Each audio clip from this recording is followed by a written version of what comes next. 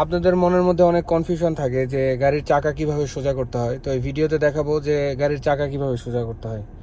ভাই আপনাকে আমরা বুঝাইছি যে গাড়ির স্টিয়ারিং টোটাল হলো 3 প্যাচ।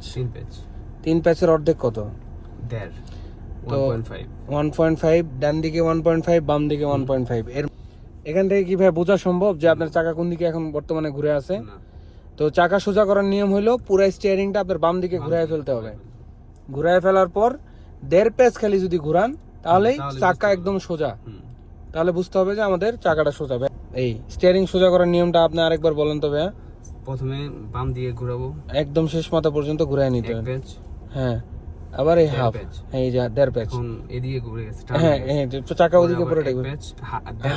হাফ, 1 প্যাচ। এখন 1 প্যাচ। চাকা সোজা হয়ে গেছে। একদম আমাদের চাকা সোজা। সোজা হয়ে গেছে, এই যে yeah. প্রমাণ দেখাই আমি আপনাকে, এই যে নিউট্রালে আছে আমাদের গাড়ি, এখন ড্রাইভে দিব, দেখেন চাকা সোজা না বেঁকা, আপনারা প্রমাণ দেখেন।